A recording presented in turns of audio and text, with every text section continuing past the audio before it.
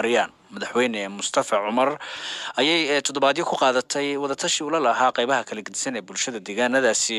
iyadoo uu ugu dambeyntiina xalay shaaciyay liiska golahiisa xukuumadda cusub kuwaas oo la sheegay inuu ku soo xushay aqoontooda waayo aragnimadooda iyo waliba gobolada ay ka soo kala jeedaan haddaba si aan umuurtan faahfaahin uga helnay waxaan gurrid khadka telefoonka ee jigjiga kula xiriiray wariyahayaga Cabdinaasir Sheekh Maxamed Xikam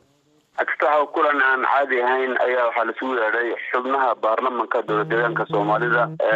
وحنا لغاية بإن لأنتحيو حكومة دي وصاد السيد مصطفى محمد عمر مصطفى عجر وحي كمان هاي حكومة ده سيدا برتا بالشدة اللغو بادية إلى حوغال هنا أي شيئين قدرية لو كان حبناد وقت الواقع في بارلمان كوا إني مادان سيدة إلى سيدة بركة صبح نمو نصها لغاية إلى نسكة هراء إني أنتحيان أيها لغاية xildhibaanadu lamana filayo wax culaysiin ay ka yimaadaan xukuumadan xagga baarlamaanka Cabdinaasir marka maxaan ka naqaan xubnahan 27 ah ee Mustafa uu soo xushay inay wasiiradiisa noqdaan أكثر dadkana waa dad aad loo yaqaano deegaankana ka soo shaqeeyay inkastoo laga yaabo barkood xukuumadda Cabdi Maxamed Cumar xiliyadii ugu dambeysay inay ka maqnaayeen xelalkoodii marka waa dad aqoon-yahana oo waliba dad culimo u badan aadna loo yaqaano waxayna la tahay waa xukuumaddii ugu horeysay sida isugu dheelitiran dadkuna ay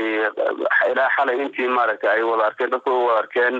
barta bulshada ayaa la soo dhigay marka dadku intaan aad ay u wajacleeyeen xukuumadan waa xukuumadda leedahay shaqaad baa loo fikiray maalin ka hor waxaa jirtay inay dadku aad u hadlayeen dad qurba joog u badnaa oo waxba loo magacaabay inkastoo meel ayna ku qorneen haddana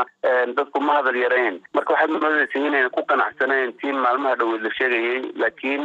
xukuumadan hadda aad baa loo yaqaanaa xukuumaddii hore Cabdi Maxamed Cumarna dad aad u tareeyar ayaa kaga jira marka waana dad la wada yaqaano oo xilliyo hore hay-ado ama ganacsi ama waxyaabo kala duwan ku kala jiray laakiin aqoon-yahankii deegaanka ah marka dadkan aad baa loo yaqaanaa aadna dadku ugu qanacsan yihiin intaan hadda ka